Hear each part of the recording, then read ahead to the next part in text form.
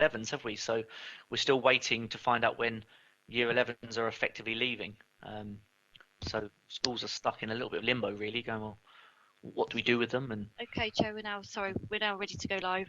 Okay, sorry. Thank you. That's Okay, fine. now live, We're just okay. filling in the gaps, so that's great. So welcome everybody. I'm Councillor Susie Horton. I'm the Cabinet Member for Children, Families and Education. And hopefully that's the meeting, if you're listening in, that you're meant to be listening to. So welcome to the meeting, which is being held virtually in response to the limitations placed on governance by the COVID-19 pandemic. The City Solicitor has advised that this meeting will be run by reference to the model standing orders as set out in the Local Authorities Coronavirus Flexibility in Local Authority Meetings Regulations 2020. Members of the public are invited to view this meeting, and there has been the opportunity for written representations to be submitted. Those present are requested to keep their microphones on mute and to only turn them on when they are called to speak. And if anyone would like to speak, please write RTS in the chat function that we do very well in this meeting. And if there are technical difficulties, we will endeavour to resolve these, and where necessary there'll be a brief adjournment. So I'm now going on to ask people to introduce themselves. So I'm going to start with councillors. Councillor Norton. yep, thank you, Chair. Councillor Terry Norton. Thank you. Welcome. Councillor Smith. Councillor Jeanette Smith, present, Chair. Welcome. And Councillor Smythe. Councillor Judith Smythe, present, Chair. Welcome. And now I'm going to ask the officers to introduce themselves. I'm going to start with Alison Edgerton. Hello, I'm Alison Edgerton. I'm Group Accountant for Children, Families and Education. Welcome. Angela Mann. Hello, I'm Angela Mann. I'm Finance Manager for Children, Families and Education. Welcome. Alison Jeffrey. Hello, I'm Alison Jeffrey, Director, Children, Families and Education for the City Council. Welcome. Chris Williams. Hello, I'm Chris Williams, School Place Planning and Capital Strategy Manager for Education. Welcome. Mike Stoneman. Yeah, hello, Mike Stoneman. I'm Deputy Director for Education. Welcome. Sarah. Hi, it's Sarah Daly, Deputy Director of Children and Families. Thank you, Sarah. Welcome. Lisa. Hello, Lisa Gallagher, Democratic Services. And Jonathan. Jonathan Waite, Democratic Services. Welcome all. Okay, so I'll go to agenda item 1, which is apologies for absence. I haven't received any. Have you any, Lisa? No, I think everyone's present today. Yeah, it looks like everyone's present, so that's great. So we go to declarations of interest. I think there'll be some activity here. I'll go to Councillor Smith first. Yeah, thank you, Chair. My normal one, I'm a paid official of Unison and represent support staff in Hampshire. So if anything comes up about Unison, then I would have to withdraw from the meeting, but there's nothing on the agenda at the moment. Thank you. Councillor Norton. Yep, thank you. My usual one also. I'm externally employed by Mayfield School. Thank you. And for myself, I am a Vice Chair of Governors at Craneswater Junior School in the city. Okay, so with no further ado, we will go on to item 3, which is the first report, and it's the Portfolio Budget Monitoring Report. And Angela, are you presenting this? I am, yes, thank you. Over to you then. Thank you. This report's for 18 and sets out the financial position for the portfolio as at the end of December 2020. At the end of the Q3, the portfolio was projecting an overspend of £60,000 over the current revenue budget, but this includes a net pressure of 1.1 million due to the COVID-19 pandemic. And if it hadn't have been for that, then actually there would have been an underspend being reported at December. The capital programme is forecast to stay within budget. So just to go into a little bit more detail about the revenue projections. The table at paragraph 5.1 sets out the summary position for the portfolio. and it shows where we've got variations in relation to COVID-19, as well as the overall variances against budget for the different services. The areas of biggest note are home to school transport and looked after children, which I'll take in turn. Home to school transport was projecting a net underspend of 553,000 due to the additional costs associated with social distancing from September to February half term being covered by additional grant funding, and underspends due to less transport in the summer term. However, there's still a lot of uncertainty with the forecast due to the latest lockdown and whether there's any further grants that will be awarded to cover the period from February half term and the Easter holidays, as well as implications for social distancing. In terms of the looked after children pressure, this includes the impact on the strategic savings as a result of the pandemic, which is £400,000, and also increased costs from additional support that was given in the first lockdown. And it also includes a projection for the impact on numbers of looked after children to the end of the financial year. And finally, as already mentioned, the capital programme is forecast to stay within budget, the details of which are in the table at 6.5, and Appendix 1 is also going to be covered in more detail in item 5.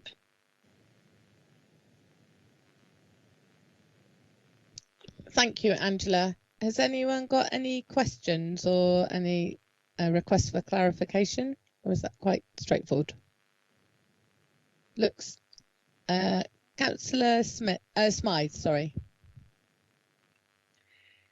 I don't know if this is the right place in the meeting to ask this question, but there are quite a few underspends here, which we wouldn't have expected if it wasn't for COVID.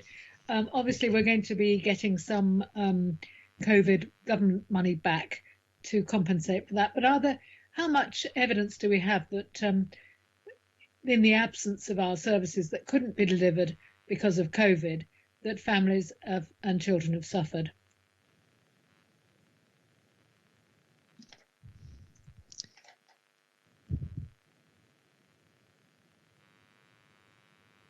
I'm trying to clarify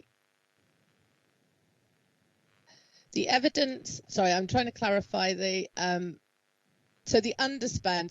So the areas that are underspent, yes, are clearly identified, and you're trying to link that with the stuff. I'm trying to work out how that links. I'm wondering if we now have any evidence that children and families have suffered because we didn't spend that money.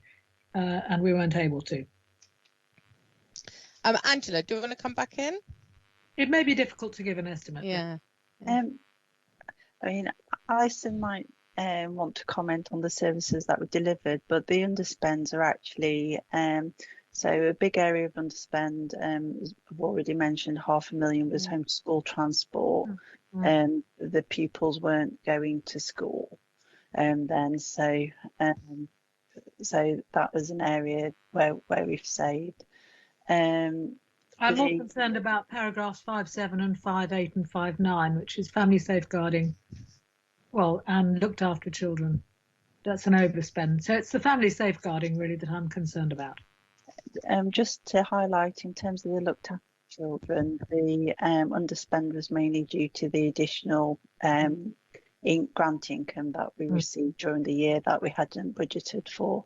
So it wasn't a change in our expenditure patterns or change in expenditure profile. I don't know whether Alison would want to add. Alison, do you want to come in on? It's really the reduced packages for children with disabilities. Yeah, I mean, I get it now. Yeah, that's the bit which is interesting, because it's true that because of the COVID restrictions, some disabled young people couldn't receive some services which normally they would have done. So befriending and activities services, which might have been part of their package. We did actually work with Enableability to stand up some more services when we could really see that actually this was a group that needed some more support. So we did work with them to put in place sessions at the Charles Dickens Centre, for example, where they did some one-to-one activities. But it's true that because of the isolation requirement, those families were under pressure. There's no question about that, because some of their usual services couldn't actually be deployed to them. I mean, it may be that Sarah Daly is able to come in and give a bit more information about that, but I think broadly speaking, that's what we're looking at here. I think also an effective measure that was put in place was the outreach. So ensuring that we kept in touch with families, and also the triangulation between the service and the school.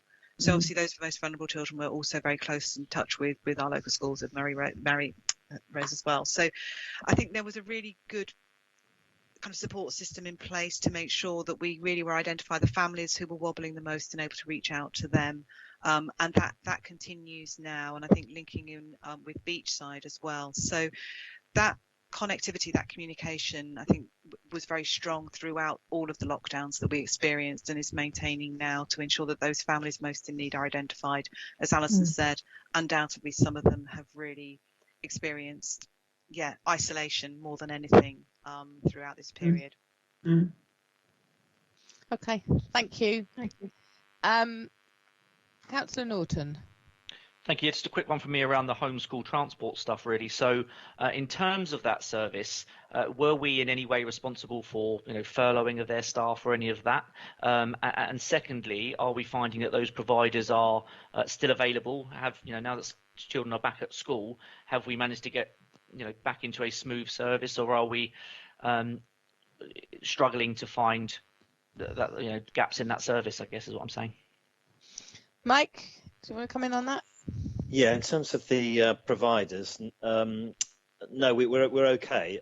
So if I look at the stand up of those services this week, all running normally, and no issues to report. So we've managed to hang on to our sort of provider base, which has been good. So yeah, on that particular issue, Terry, no concerns. What was the other question? Was around the staffing, was it? Yeah, I guess just off the top of my head, I'm thinking that if we weren't paying them, were they being covered? Yeah, by furlough and things like that. Was that yeah? So with the employer, so that with the providers that we contract with, they will have their own arrangements, and they would no doubt have furloughed some of their staff. Yeah, absolutely. We also employ the passenger assistants, and to be honest, I'm not quite sure what the arrangement was with those passenger assistants in terms of transport, which is with Michelle Love. I don't think we furloughed anyone, but I'd have to check on that one, to be honest, Terry. Great. Okay. Jeanette. Just to confirm, no one was furloughed, and the passenger assistants were deployed elsewhere. That's right. Yeah. To help with food banks and all sorts of things. Yeah. So that's why they weren't furloughed. Yeah, thank you. And I think what I was getting at is that obviously a lot of those passenger assistants are really, really valued and have great relationships with their, individuals that are on the buses and things, and I would hate for them to have had to go on off and find other work and then us lose them. But if they're coming back on board, then that seems like good news. Thank you. Great. So that report is noted, and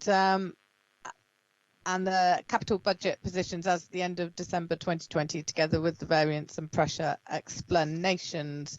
So we come on to item 4 now, which is the DSG budget 2021 Q3 monitoring. Alison Edgerton, are you going to present this? I am, yes. Thank you. Okay. So this is a regular report that sets out the dedicated schools grant forecast position for the 2021 financial year as at the end of December 2020. The DSG is forecasting an underspend of 2.1 million, the reasons of which are identified within the report, but I would like to draw your attention to the following areas. The high needs budget is forecasting an underspend of 1.7 million, of which there are further details in the report. The main cause of the underspend is the reduction in the number of pupils with education, health and care plans compared to the budget. We think that the cause of this could be due to the national lockdowns due to COVID-19, and that demand may pick up in the future as pupils return to school. The underspend will roll forward to 21-22 financial year and will support any additional pressures that may arise as pupil needs are assessed over the coming year. Early years, the underspend on there, you'll be aware there is a proposal to use the underspend on the provision of grants to providers that was approved at the last meeting. The forecast underspend is expected to reduce, but the level of reduction won't be known until after the final spring term payments have been made and then the subsequent grants paid to providers. The net position provides a forecast carry forward of 4.5 million as at the end of December 20, which is as stated will support the additional pressures relating to the potential increase in education, health and care plans in 21-22. It is recommended that the Cabinet member notes the forecast position along with the explanations in the report, and I'm happy to take any questions. Okay. Anyone got any questions? I think we've been through this. Okay. Thank you, Alison. In which case, I'll note the forecast year-end budget position for the DSG as on the 31st of December 2020, together with the associated explanations contained within this report. Thank you very much. Last but not least, we shall go on to item 5, which is the Schools Capital Programme and the Schools Place Planning Update. And I believe Chris Williams is going to present this report. Good afternoon, all. Hi. The purpose of this report is to provide an update on the progress of school urgent condition projects, school sufficiency schemes aimed at increasing school place capacity across the city, and to seek approval to enter into a statutory process to formally change the age range of Manor Infant School from 4 to 7 years to 2 to 7 years, to integrate the current nursery provision fully into the infant school. Section 3 of the report gives a background to the school condition programme, whilst outlining additional schemes since the last update report. The only addition included this time under 3.4 of the report is to the Harbour Vanguard School, which was additional security doors required as part of the original security scheme at the school. School sufficiency schemes, as previously reported, all projects that were being undertaken to increase the school capacity were completed to the agreed programme, despite some of the implications of COVID-19. All did actually complete on time. In addition to the projects previously agreed, 3.6 of the report sets out some new projects within the capital programme. Court Lane Infant School adaptations to classrooms for a child with medical needs. Milton Park Primary School adaptations as part of the special educational needs strategy for inclusive provision. Mayfield School, additional furniture and equipment to ensure compatibility with the new school, which is due to complete in August this year. And also at Mayfield School, land and way leave provisions as a result of moving utility services on the school site as part of the Priority School Building Department for Education project.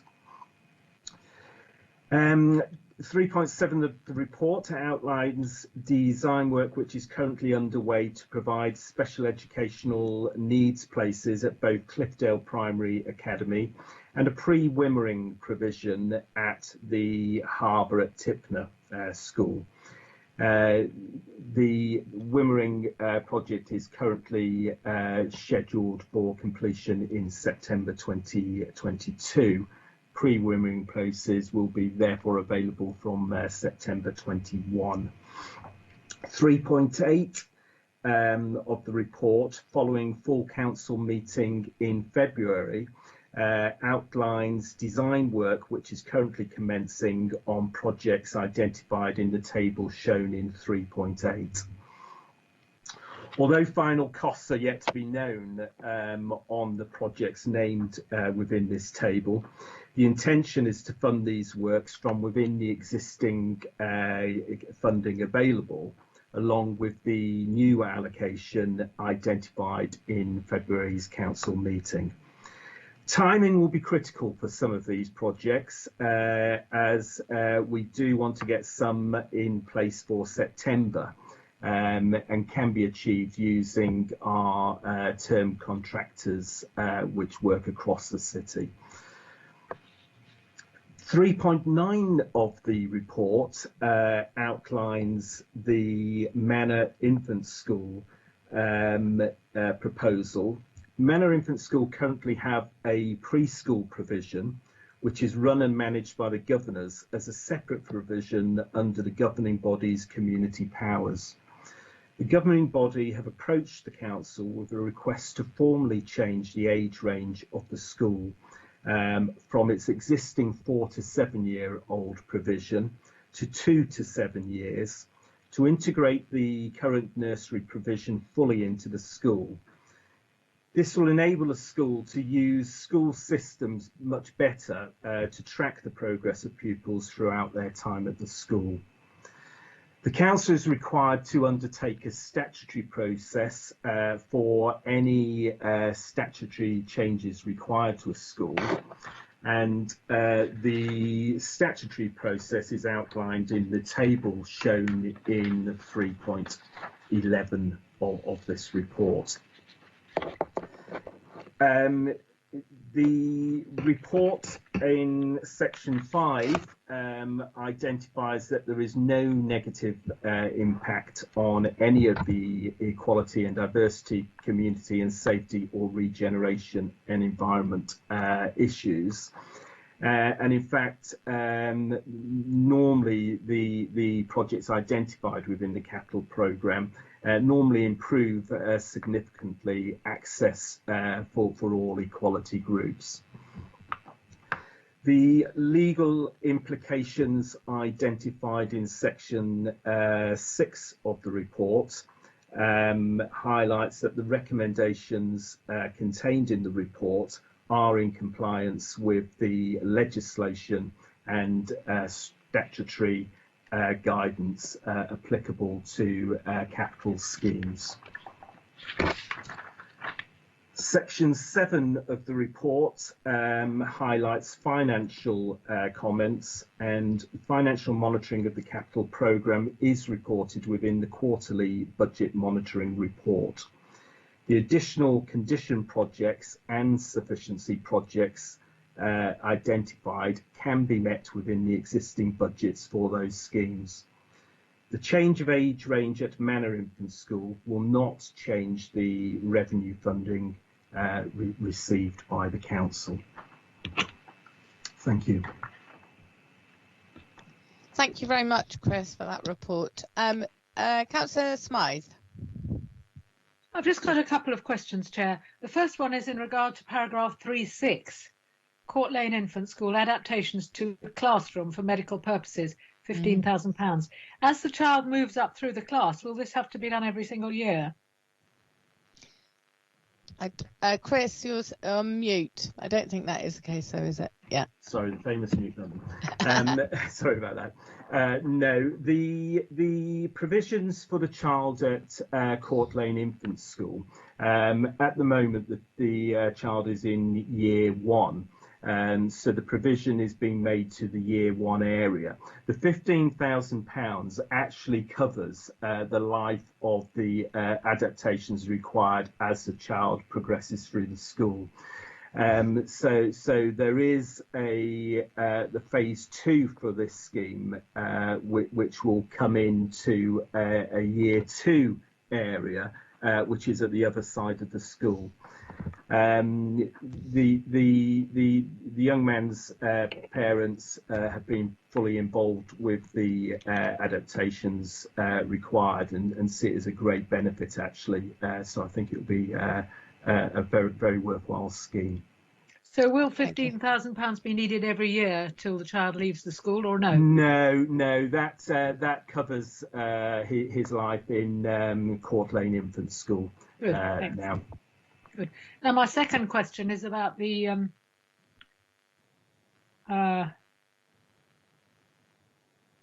what is the inclusion grant on the I've got the bit about the inclusion centre and the pupil places, but the inclusion grant, is that what does that refer to? It's a grant to schools, presumably, but what exactly for?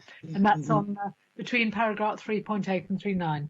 Yes, it is identified in the table in 3.8. It's intended as an annual grant to schools to enhance and encourage the inclusion offer within schools.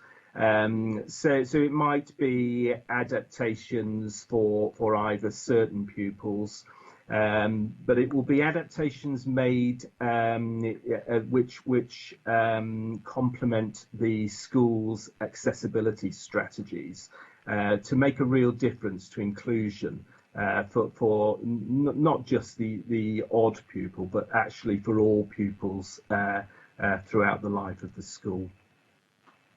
Okay. And is it something we make available each year and that people bid against, or? It is a new grant, and it will be made available on an annual basis. The intention is that it will be run on a bidding process, with schools having the opportunity to put in a bid which complements their inclusion offer at the school. I think Mike wants to add something. Yeah, actually, Chris has just gone through it actually in terms of the bidding process. But just to say, it's going to go into the weekly message from Alison Jeffrey tomorrow. So all schools will get to hear about this tomorrow, subject obviously to approval today. And is there a limit to the total amount of one grant there? Yeah, £10,000. Thank you. So that is part of the whole the wider inclusion strategy. Anyone else got any questions? Yeah, one for me, if that's okay. Yeah. Susie, it's just about the Manor Infant School, the nursery coming on board there. I'm a little lost as to why those systems can't be in place anyway, and I worry that I hope that this won't disadvantage anyone who's looking to join an infant if they've not been part of the nursery, etc. I guess there's not an impact because it already exists. There's no impact on other local nurseries. It's not like any of those will be putting out of business or anything like that. Yeah, I guess I don't really understand why those systems can't be in place anyway if it's connected to the school. Does that make sense? If I can just jump in quickly, because I think any amalgamation, it's the same arguments are rehearsed. I think partly it's around economies of scale.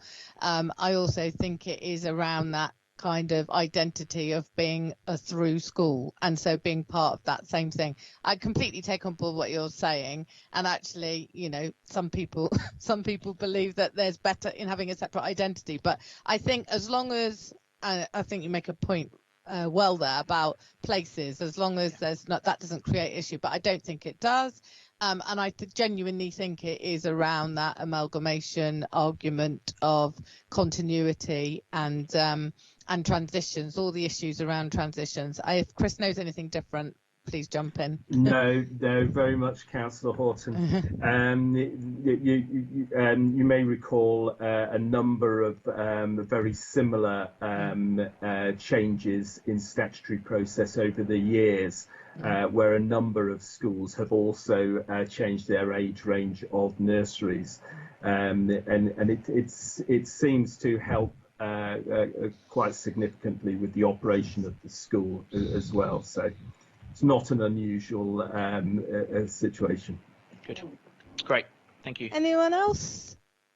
No, I guess before I confirm the recommendations, I should definitely say that I am grateful for the £3.5 million investment into these really important areas, and I'm so pleased that it got passed at the budget.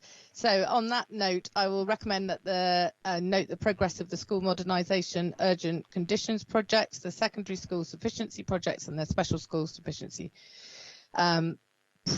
secondary school sufficiency project, that the schemes agreed since the last report are formally approved, and that a statutory process is commenced on a proposal to change the age range of manor infants from 4 to 7 to 2 to 7 years. Thank you, everyone. That brings us to the end of this meeting, and I shall formally close it. Thank you, officers, for your reports and your time, and thank you to members for, as always, engaging questions and discussions. And we can close the meeting, Lisa. Okay, I'll just go.